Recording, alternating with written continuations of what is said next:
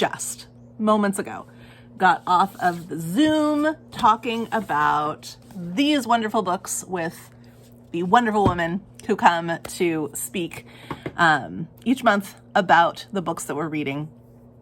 I'm gonna try and sum up the conversations that I have had, both this Zoom conversation that just ended moments ago, my own conversations with these two books, and the conversation I've had with a couple of different people in direct messaging in Instagram about these two books. I'm gonna also say quite a lot, I think, about this little book that I read. I don't have the cover for it. When I ordered my used copy from Better World Books, the cover came with it, but it was kind of ripped down the middle a little bit. Well, quite a lot. And I tried to tape it and I didn't like the way it looked, so I just thought, you know what, we're going naked. We're gonna go naked hardcover. And so that's what I have. So I'm also probably gonna talk quite a bit about When Breath Becomes Air, because I read these two back to back and they have quite a lot to do with each other. So where to begin? It's March, and that means it's middle grade March, which is how The Ordinary Princess by MMK got on this spot for our discussion. And I really want to talk about, don't mind my nail polish, my receding nail polish. But I really want to talk about this one first. I don't know that I can make a lot of connections between the two. The reason that we read The Ordinary Princess and This Ordinary Stardust in the same month is mainly because of the word ordinary. I wanted a nonfiction that also explored this idea of the ordinary actually being something completely extraordinary, which I think this book does very well. So I want to start here. I want to talk about this book first. Everybody enjoyed this one. Everyone enjoyed it. It is a middle grade. It is a fairy tale. It's a brand new fairy tale. One of the people who I was speaking with said it reminded her of, all those stories you read as a child, like Thumbelina, like all of those kind of feel good, a little bit weird, but feel good stories. So in this one, the princess who likes to go by the name of Amy, but her name is actually Her Serene and Royal Highness Princess Amethyst Alexandra Augusta Arminta Adelaide Aurelia Anne. She is the youngest of, I believe, 7 sisters, and her mother invites, for the first time to a christening, her mother invites all of the fairies, and she wants the fairies to give this daughter gifts. They haven't given gifts to the other daughters. The father, the king, thinks this is a terrible idea because they're very unpredictable. And it even makes a joke about, the fairies and what happens at the christening in Sleeping Beauty. All of the fairies are behaving very well. They're giving lovely, lovely gifts. A beautiful singing voice or sparkling eyes or whatever. They're giving lovely gifts. And then Crustacia arrives. Godmama Crustacia. And Crustacia gives her the gift of being ordinary. And this, of course, we are the readers and we know that this is not, this is nothing to be aghast about, although everyone in the story is aghast. She's going to be ordinary. We know this is going to work out for the best for her. However, she gives her the gift of being ordinary, and this makes it very difficult to marry her off. And so when it's time for her to get married, they keep having to try to figure out, princes will come and meet her and be like, no, just because she's ordinary. She's not extraordinary in any way that they can see. And she's got brown mousy hair and little pug nose and freckles and, she's just fine. She's just fine. And as my students would say, she's mid. And she's okay. She's not great. She's not terrible, but she's definitely not extraordinary. And she's not what they're looking for. So the king devises this scheme. he will release a dragon in the kingdom and invite princes from all over the land to come and fight this dragon. And the one that kills the dragon gets the hand of the princess in reward.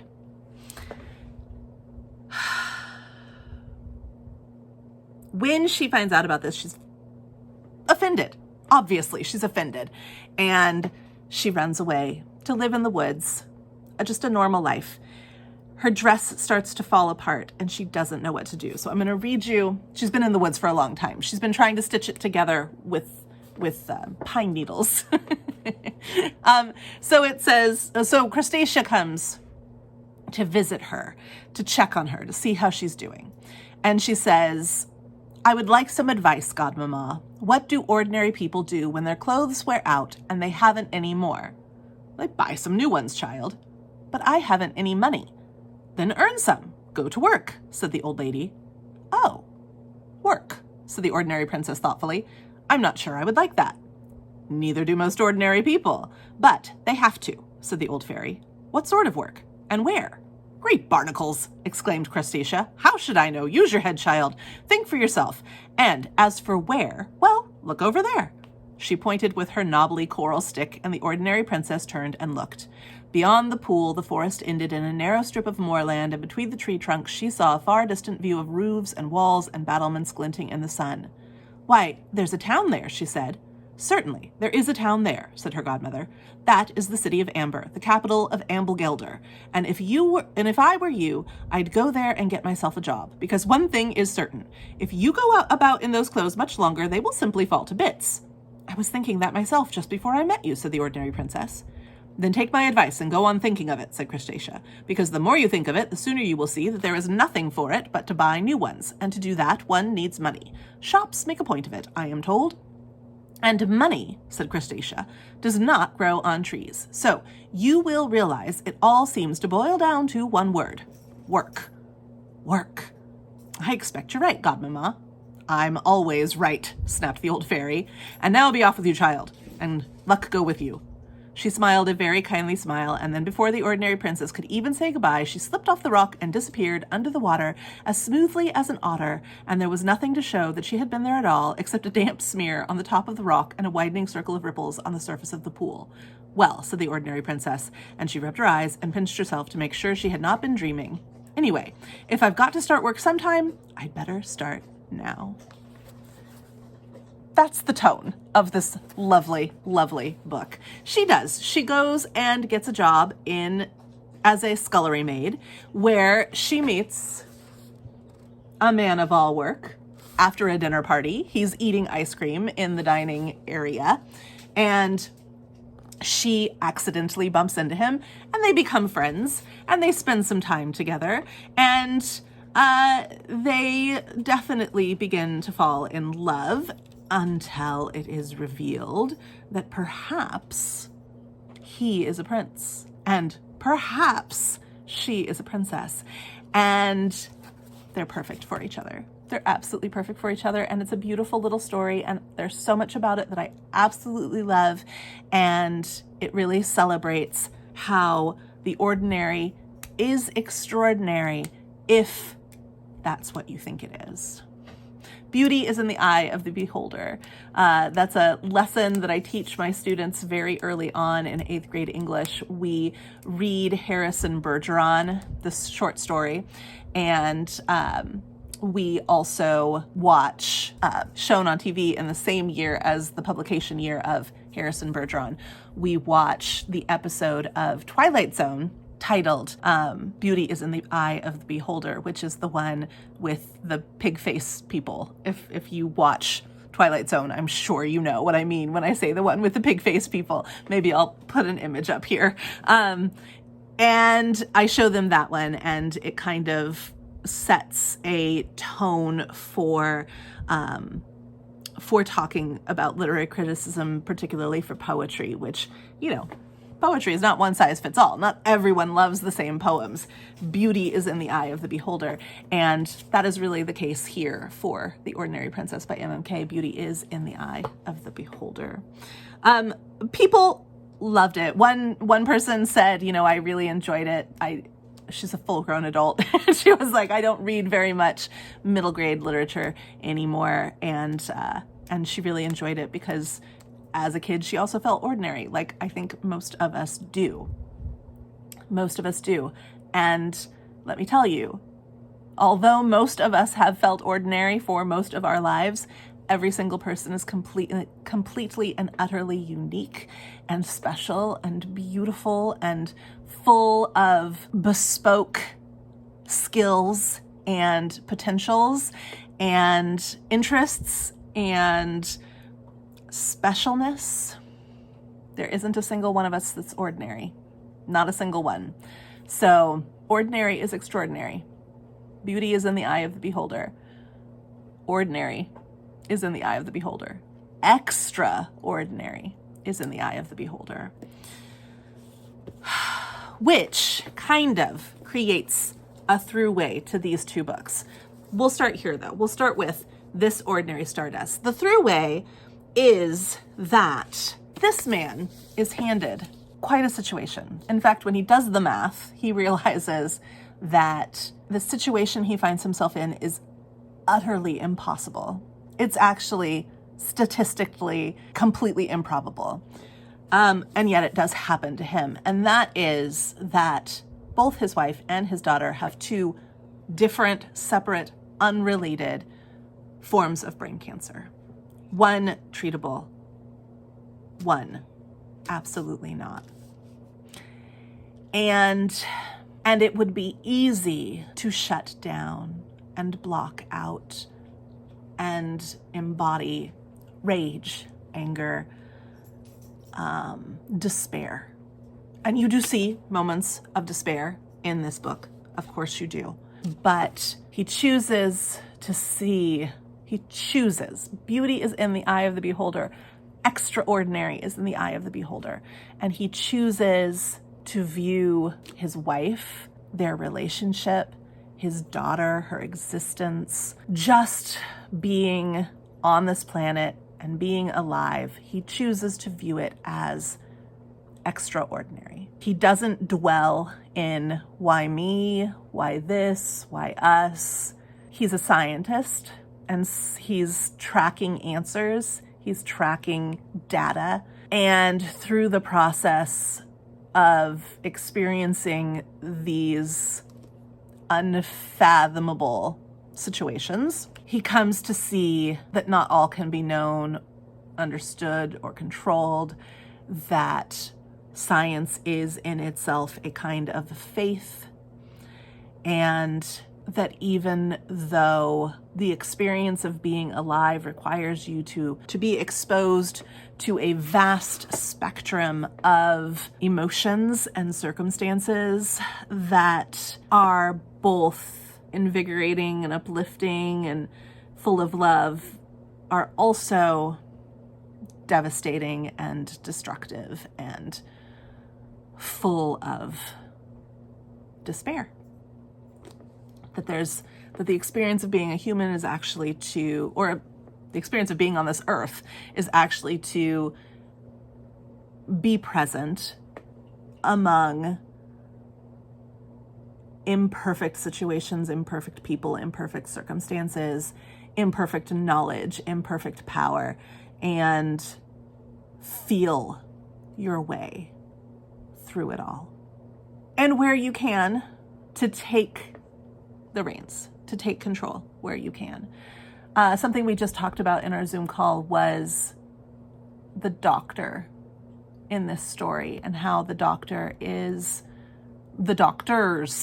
are so incredibly empathetic and how they know their patients so well, and they give them what they need, and how they must do this individually for every patient that they have, because there is no one size fits all. These doctors are extraordinary. They are extraordinary. And the wife in this, she's not going to give up. We talked about how she doesn't stop. Like in this one, in When Breath Becomes Air, he talks a lot. He's in Breath Becomes Air. I read because it was not part of our reading group. But I read this because it was my 12 and 12 recommendation from my friend Rachel. And I read it right after having finished this one. And if you are familiar with Breath Becomes Air, you know that it is written by a neurosurgeon who's dying of lung cancer. And he does die before the book is finished, and his wife finishes the book for him with an epilogue. He talks in this about how we are all fully aware that we will die. We are in this experience, giving it our all, knowing that every single thing will die at some point. Every single living thing will at some point die. And we are one of those things. We know we have an expiration date. We don't know when it is. We tend to think it is in the future. Some people are surprised by it when it comes. Some people have a flag that gets waved. And we all live with this knowledge that we will die. And then sometimes that death becomes, or knowledge of that death becomes imminent. And in this Ordinary Stardust, the wife lives so fully to the very end, to the very, very end. She does not live as one who is dying. She lives as one who is alive. Even as she loses control of her own body, even as she loses control over her own future, even as she loses a say in what will happen to her, she continues to live. And in both of the books, we also talked about this in the Zoom call, in both of the books, you have a spouse who is told by the individual that is dying, like, you will find someone else. And both of the spouses are like, no. And as they're dying, you know, these two, the wife in When Breath Becomes Air and the wife in This Ordinary Stardust and the husband in When Breath Becomes Air, as they're dying, they're like, no, you will. And it's not about them finding someone else. It's about, you will continue to live. You don't die when I die. I'm not dying while I'm dying. I continue to live while I am dying. And when I am gone, you will continue on too. In both of the stories, there is a young child that is affected.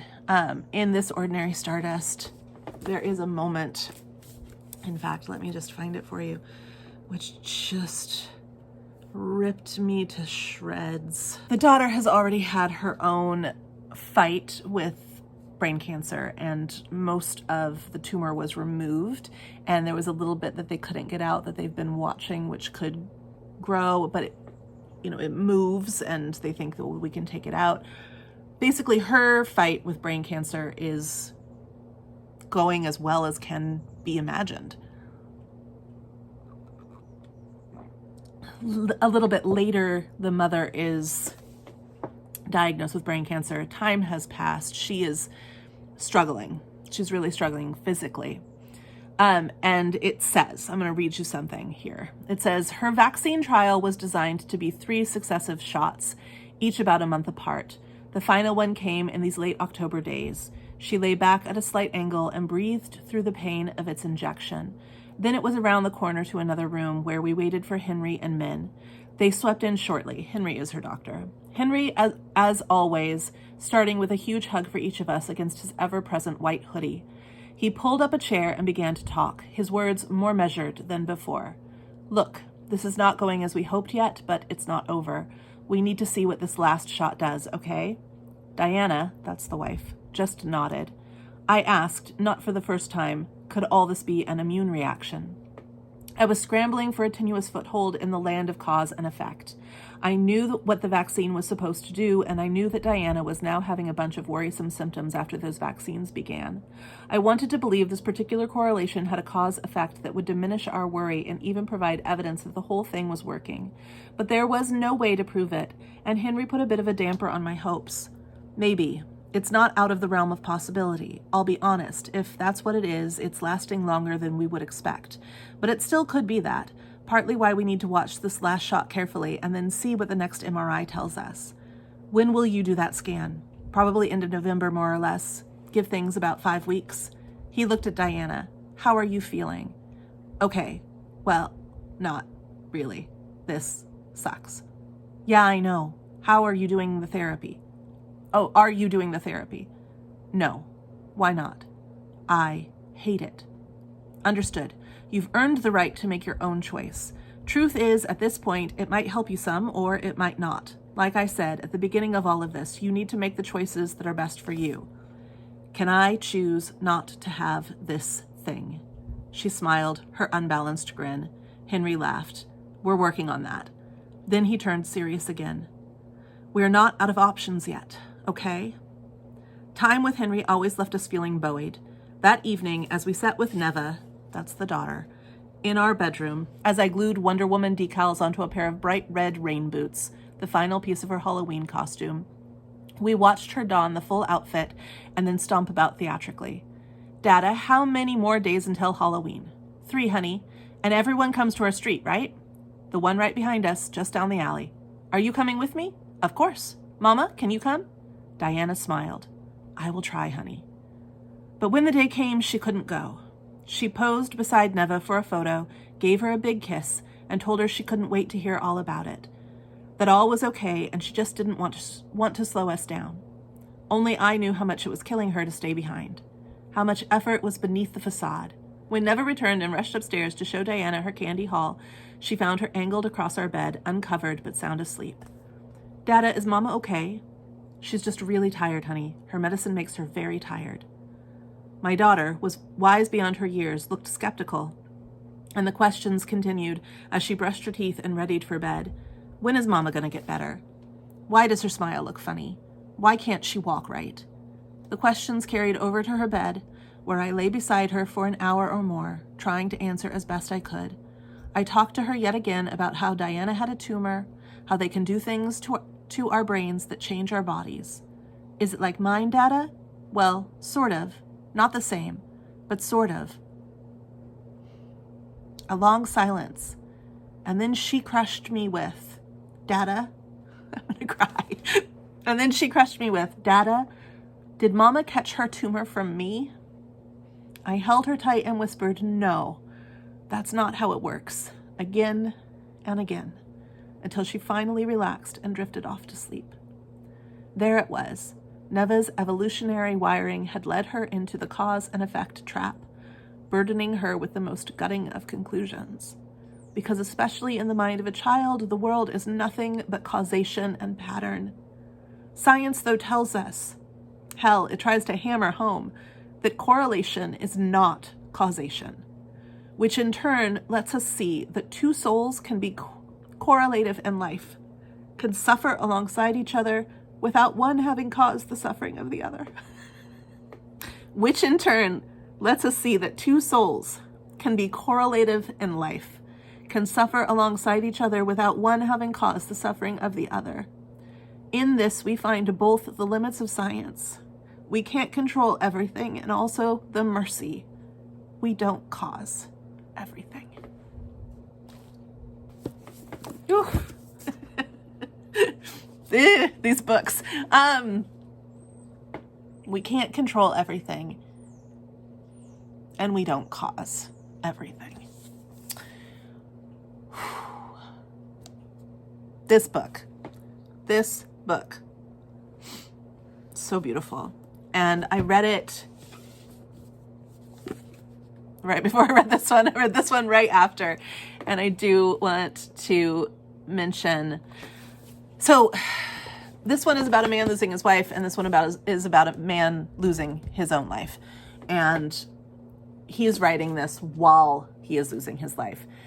And the way that what they value and the way that they encourage you to live in the vicinity of death and loss and grief is so strikingly similar.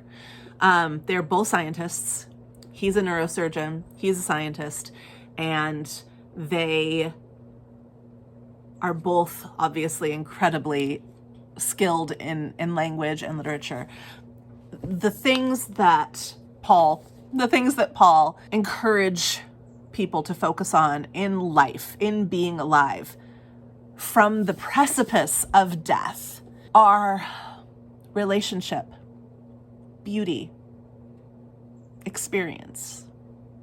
He focuses a lot on talking about bedside manner, about empathy. It's really about like the interconnectedness of people. It's really about the interactions between people. He chooses to focus on word choice. He's dying. It takes a lot of effort and time to write this book, and he's focusing on choose your words carefully. As a neuroscientist, he knows quite a lot about what can happen with tumors in the brain and how they can affect, and how different injuries can affect your ability to communicate. And what he really comes down to, and in fact, I believe he says it at one point, is what is the point of being alive if you cannot communicate? And so they both turn, Alan Townsend and Paul Kalanithi both turn to writing to communicate what they can imperfectly. A couple of quotes from When Breath Becomes Air, because I think that it is connected. In my mind, it is connected to these two books. So he writes, "The word hope first appeared in English about 1,000 years ago, denoting some combination of confidence and desire. But what I desired, life, was not what I was confident about, death. When I talked about hope, then, did I really mean leave some room for unfounded desire? No. Medical statistics not only describe numbers such as mean survival, they measure our confidence in our numbers with tools like confidence levels, confidence intervals, and confidence bounds. So did I mean leave some room for a statistically improbable but still plausible outcome, a survival just above the measured 95% confidence interval? Is that what hope was? Could we divide the curve into existential sections from defeated to pessimistic to realistic to hopeful to delusional? Weren't the numbers just the numbers? Had we all just given in to the hope that every patient was above average? What patients seek is not scientific knowledge the doctors hide, but existential authenticity each person must find on her own. Getting too deeply into statistics is like trying to quench a thirst with salty water. The angst of facing mortality has no remedy in probability." From much later in the book, he says, "Science may provide the most useful way to organize empirical, reproducible data, but its power to do so is predicated on its inability to grasp the most central aspects of human life: hope, fear, love, hate, beauty, envy, honor, weakness, striving, suffering, virtue." We can't control everything, and also the mercy. We don't cause everything. And the last thing he writes, about his daughter. "I hope I'll live long enough that she has some memory of me. Words have a longevity I do not. I had thought I could leave her a series of letters, but what would they say? I don't know what this girl will be like when she is 15. I don't even know if she'll take to the nickname we've given her. There is perhaps only one thing to say to this infant who is all future, overlapping briefly with me, whose life, barring the improbable, is all but past. That message is simple. When you come to one of the many moments in life where you must give an account of yourself, provide a ledger of what you have been and done and meant to the world, do not, I pray, discount that you filled a dying man's days with a sated joy, a joy unknown to me in all my prior years, a joy that does not hunger for more and more, but rests, satisfied in this time, right now. That is an enormous thing."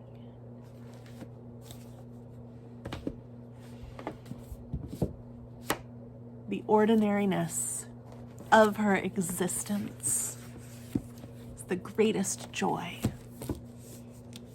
of his life. And that, my friends, will wrap up my conversations and readings of some of the most impactful books I will read this year. I know it. I know. Maybe some of the most impactful books I will read in my life. Highly recommend all 3 of these. I even recommend reading these 2 back to back. Not for the faint of heart, mind you. Have some tissues ready. But wow, there's a lot of wisdom in those books. In the month of April, we will be reading We'll Prescribe You a Cat and H is for Hawk. I'm excited to read both of these. I've never read either of them. This is a memoir, and this is a series of interconnected stories about, it's translated from the Japanese, and it is about, as far as I can tell, a little apothecary that kind of pops up where people go to pick up their prescriptions, and when they get there, they are literally prescribed a cat that will give them the treatment that they need. And I think that it's episodic in that each chapter will be a different story, but the thing that holds them all together, the through line, is this little chemist or apothecary that is prescribing them cats. And then H is for Hawk is a memoir, as far as I know, about a woman who is processing the grief of losing her dad. Yay! Another happy book. About processing the grief of losing her dad. But she is also training a hawk? I don't know. We'll find out. I've heard only good things about H is for Hawk, and I've heard a lot of good things about We Will Prescribe You a Cat. So, looking forward to both of those in the coming month. In the meantime, let's go read.